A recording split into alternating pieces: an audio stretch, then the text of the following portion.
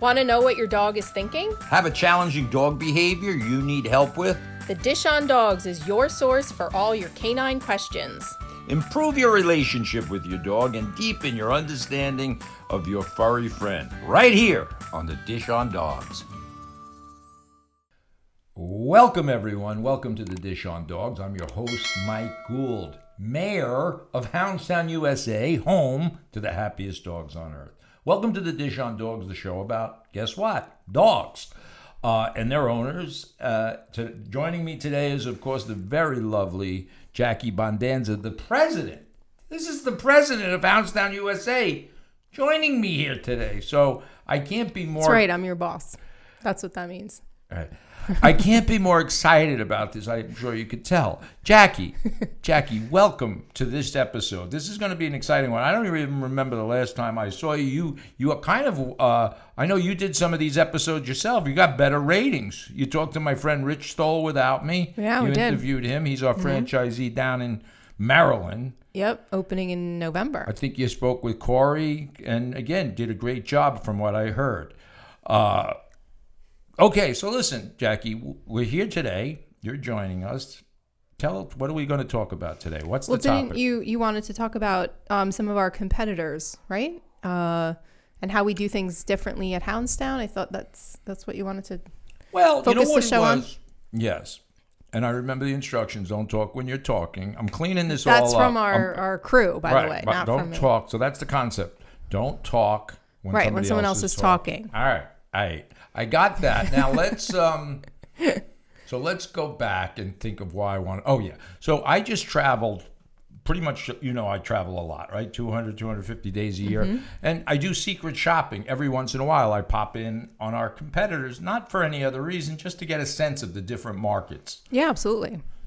So recently, I was down in Charlotte, beautiful city, Charlotte, and. Great city. So I did some just secret shopping to get a sense of what the competitors do down there. And without talking specifically about the competitors, which we avoid doing, we like to always say, I like to talk about what we do right, not what other people do wrong. However, this was a little surprising to me.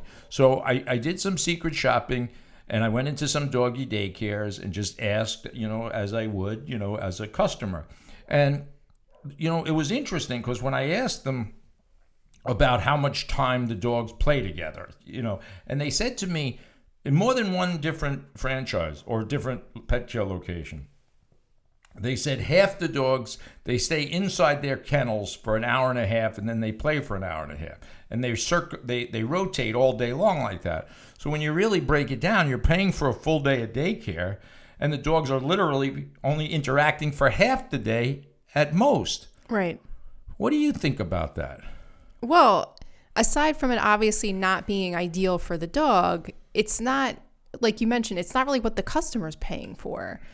Right. Next to that is what it makes me think of is the chaos that it must create in the day-to-day operations. So everything is so routine for us that every time a dog comes in the door, every time an owner drops a dog off at 6, 7, 8 in the morning, he or she is going directly into their dedicated playgroup, and they're staying in that playgroup all day long. Exactly.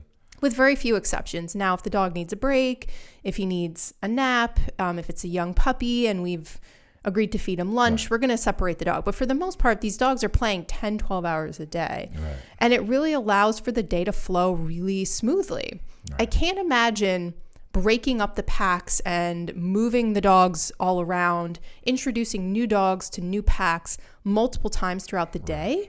I just think that creates a lot of kind of anxiety and an unsettling feeling really for the dogs mainly. Right. Completely. So when I casually asked, you're absolutely right on all accounts. We know from experience, and we have a considerable amount of experience. We've done this 2 million times. We've had 2 million visitors. So we kind of understand this, and there's reasons we do what we do. We just don't create scenarios.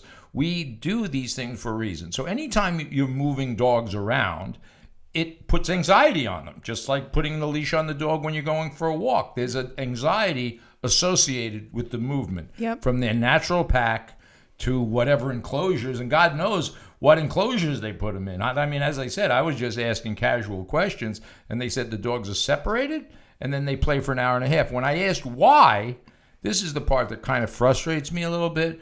They said because too much exercise is no good for the dog. So now this to me is asinine, obviously. Right. So it's either a marketing tool or they don't have the capacity, the room. So in each of our places, we have an abundance of playrooms. Yeah, Talk we have about a minimum that. of 5 at every one of our locations, and that's because we want to keep our groups smaller and more specialized. I'm going to take a shot in the dark and say that the reason these places are doing this is so they can get more dogs in their facility every day, and they can basically double their capacity, right? So if their capacity is 40 dogs, but they're taking in 80 dogs, but they're only giving those 80 dogs a half a day's playtime, they're essentially, just rotating 80 dogs in a 40 dog capacity store. So again, not really what the dog has signed up for, not what the customer signed up for. And I think, I've seen some of these competitors in smaller spaces, and they only have 1 or 2 play areas, right? So they can't possibly group, 40 dogs in one group. Right. So at our places, the square footage is anywhere from 4 to 5 to 6 to 7,000 plus square feet. We have an immense amount of space in our playrooms. We have a minimum of 5 play areas. These groups are kept to 8, 10, 12 dogs each. And instead of constantly rotating them and upsetting the balance of everything that's going on in our facility, we just allow them to continue to kind of live in their daycare room for the day. And it just creates a much calmer experience and more optimal experience for the dog. Right. Because it's natural. So dogs don't get separated. Again, we try to mimic a natural dog environment. So a pack of dogs in the wild don't get separated. And don't forget, there's not a big deviation from wild dogs to domestic dogs. They haven't changed that much. But this reminds me of a story, actually. You about 15 years ago, when we opened here in Ronkonkoma in 2004, doggy daycare was just a new concept coming along. And the definition of doggy daycare can be anything from a dog locked in a kennel by itself or with 2 dogs, or all different versions of whatever the owners decide it should be or could be. So I remember there's an animal veterinary hospital right down the block from us. And of course, they wanted to grab part of this new doggy daycare market. And they opened and they started what they call doggy daycare. And I guess what I'm trying to say in this podcast is the devil is in the details. So if you just accept a facility saying, yeah, we take care of your dogs all day, it's really the quality of the daycare. Right. So this particular vet, and this was a little bit of a challenge for me in 2004. I just hit my nose on the mic. Can you get yelled at for that? Yeah, I'll get yelled at. But so what he did was he opened, but he had what you just said, a very small facility. Yeah. So he had to manage. He's trying to make money. That's the bottom line. Oh yeah, of it's course. A revenue stream because veterinarians, everybody needs to make money. So when we opened, they said, let's grab some of this newfound doggy daycare. So they started offering daycare. And then when customers came to us to check us out, they would say, the vet said, here's what really pissed me off. I ain't going to lie to you.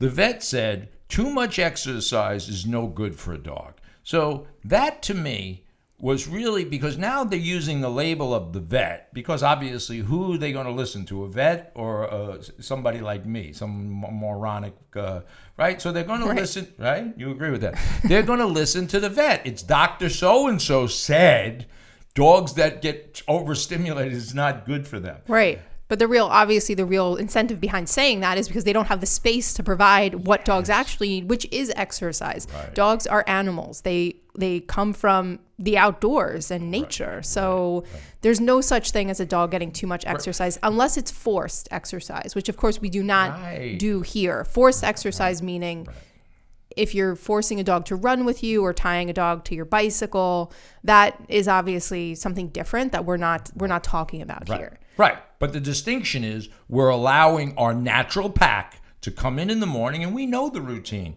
They come in at 6, 7, 8 o'clock in the morning. They're running around like lunatics. 1 hour later, they're all sleeping. Right. Then maybe around noon, they're going to be re-energized, and it's no different than kids playing. They self-regulate. And if there is a vet out there, if there's somebody out there that has a study, a scientific study, that can tell me specifically that over-exercise of a dog, like Jackie said, on their own, voluntary exercise, not mandatory exercise. Of course, in working in law enforcement for 20 years, I know the detriment of forcing a dog to work too hard or play too much.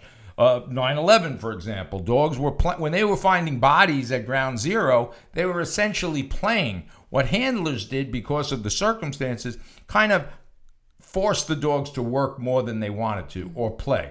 And then that is detrimental to the dog. Mm-hmm. So what you quite correctly said, just like a pack of children, they'll calm down. When they get tired, they'll rest. When they want to play again. So this notion that a doggy daycare is going to separate your dog back and forth, that's opposite of what you're looking for. Right. And one of the reasons why we don't do that also is because dogs create their own hierarchy, right? They're social pack animals. So when they go into these packs, they're just not being thrown together. We're taking a considerable amount of time to build these packs based on so many different factors.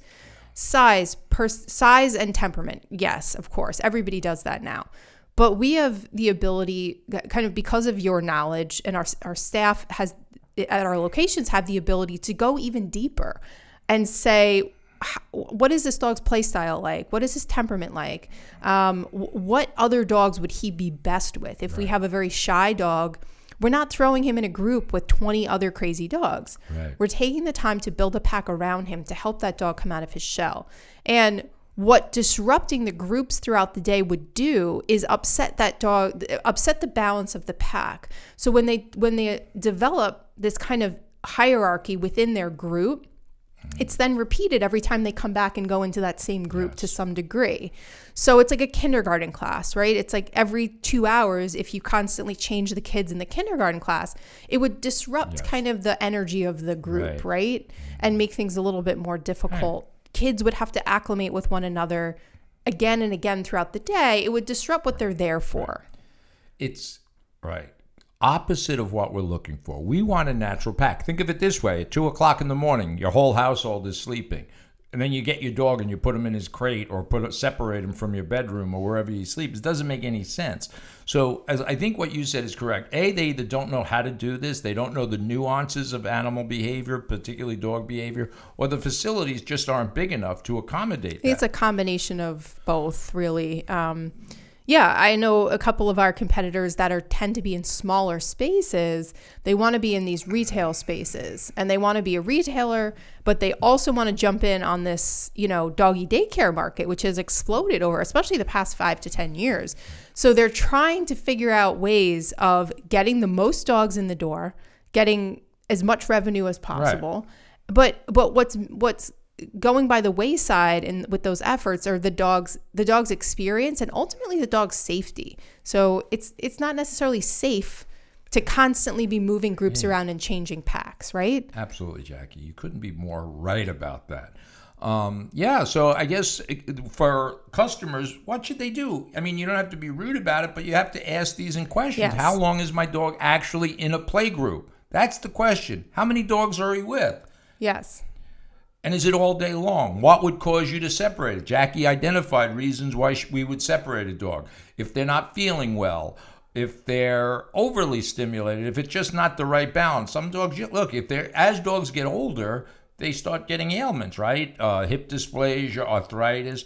You have to be aware of these things. And very frankly, I don't think our competitors even realize these kind of concepts that a dog that's turning 5 or 6 years old is no longer, he doesn't necessarily want to be with a 6-month-old puppy playing all day long. Right. So where the benefit, our benefit comes in, where we have 5, 6, 7 play areas where we have what we call the old man group. Right. So dogs throughout the course of their life and throughout the course of them coming to Houndstown are moved to different groups, not daily, not weekly, not monthly, but every couple of years, as a dog goes from being a 6-month-old to being 2 or 3 to being 6 or 7, he might have 3 different play groups.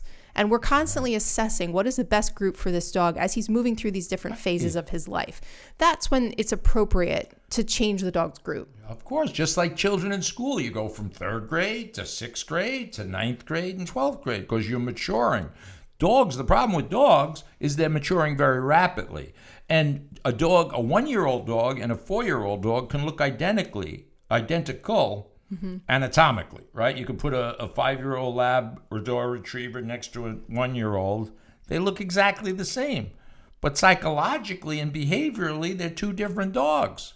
So if the pet care facility isn't in tune with that, don't understand that, and more importantly, don't have a way of accommodating all these different temperaments and personality and breeds. I mean, we were pioneers in non-breed discrimination. We've been taking pit bulls into our facility for 20 years. And only up until the last 2 or 3 years when, as you correctly said, people see the revenue in it, they see maybe the stupidity in it, the ignorance in it, they start taking what they call bully breeds now. But I will caution you as well that even though some of our competitors say they don't breed discriminate, you'd kind of be surprised. There's systemic dogism. What do you call that, Jackie? When you're discriminating, right? There's this systemic dogism. So you can bring a Rottweiler in, and maybe in the lobby they'll tell you how cute your dog is, but they'll come up with some asinine reason not to allow it to come in.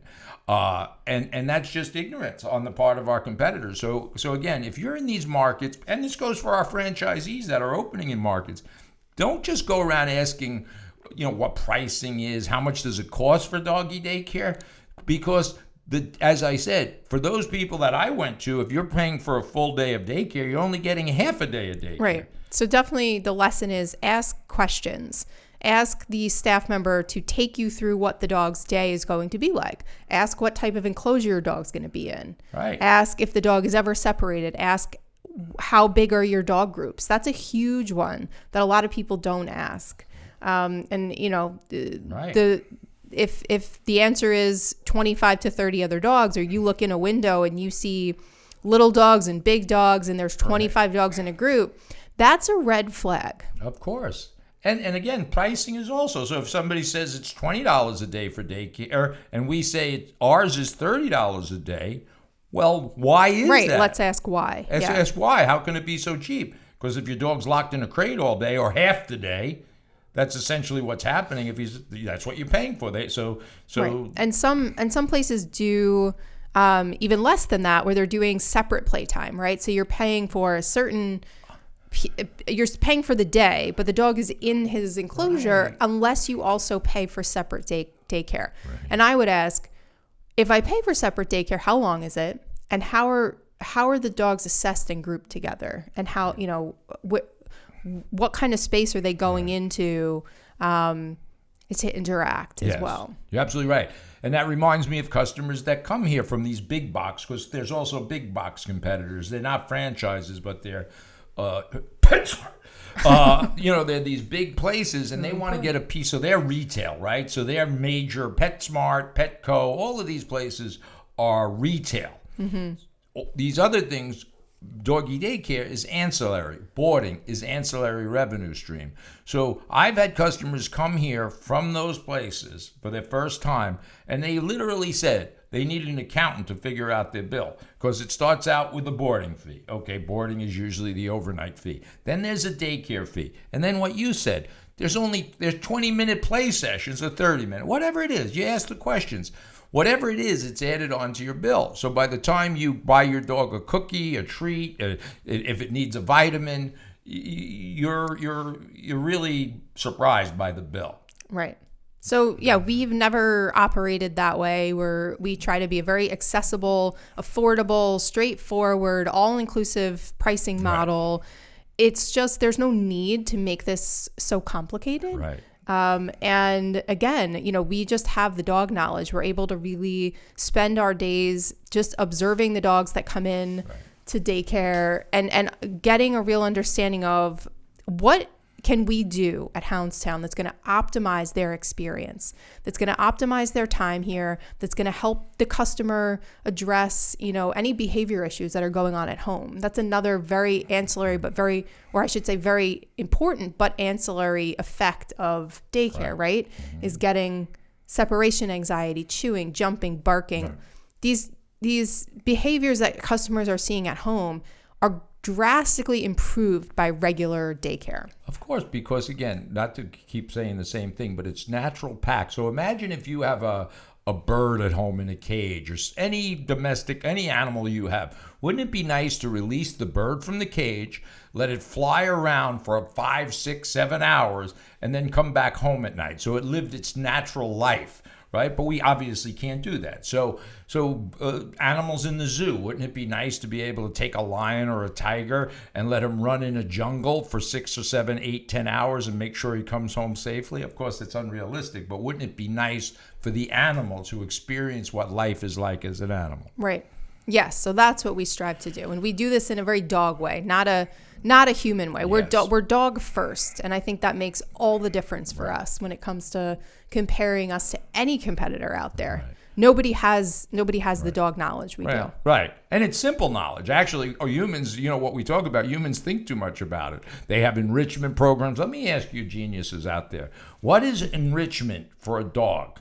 What is that? Reading a book? No. How about throwing a ball? That's enrichment. That's what dogs do. So enrichment to us, we don't have to do things with the dog. We supervise and manage the dog. If you want to know if your dog had a good day at doggy daycare, how tired is he at the end of the day? Right. So when our customers' dogs go home, the big value is their dogs pass out. Right. And it makes the relationship between the customer and the dog better. Of course. Because the dog is not driving them crazy. The dog has had all his needs met and more by us for one price.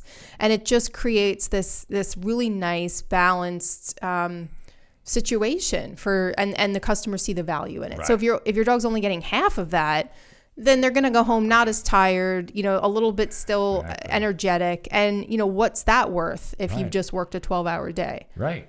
And one of the questions I always ask customers when I see him leaving in the lobby, I'm saying, how is the dog when he gets home? 90% of the people say he passes out in the car and he doesn't get up again really just to eat. And the point is the pack is balanced at home. You could watch TV, you could have a glass of wine without the dog having all this stored up energy. But interestingly enough, when somebody tells me the dog he's not that tired when he leaves, you know what I ask them? How long do you leave him here for? And they're like, only 3 or 4 hours. I drop him off at 7 and I come back at noon. That's the answer. Yes. So remember, you know this, I think, Jackie.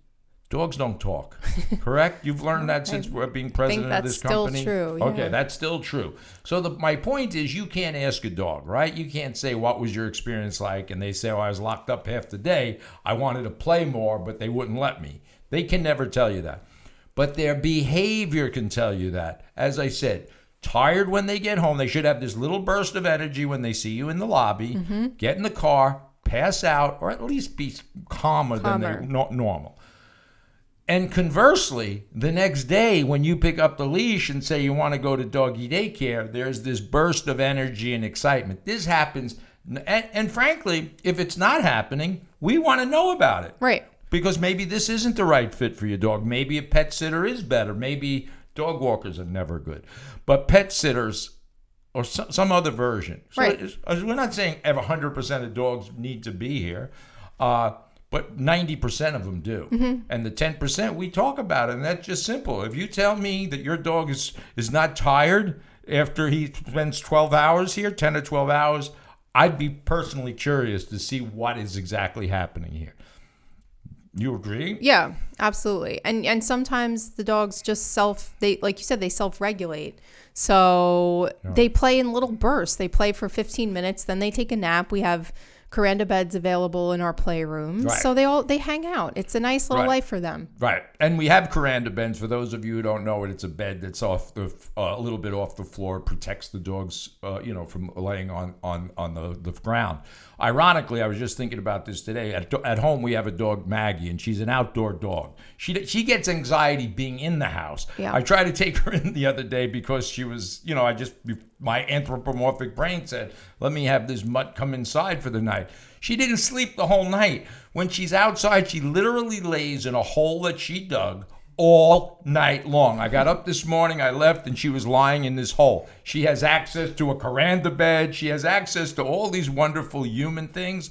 Her preference is to sleep on the lawn in a little dugout hole. It's true. Yeah. Self-regulation is the key word here. They self-regulate intake. Dogs in the wild don't eat until they're obese. It doesn't happen. They eat what they need, and that's it. Dogs at home generally do that. They'll tell you, I had enough. You can't give them enough. Some dogs are gavones like me, but that's an exception to the rule. They sleep when they're tired. They act in bursts, as you said. So a dog that hunts dogs, I know we got to wrap this up, but think of what you said. Dogs play, puppies in the wild. They come out of their den. They play outside their den, close to the den. They roughhouse, really roughhouse for a long time.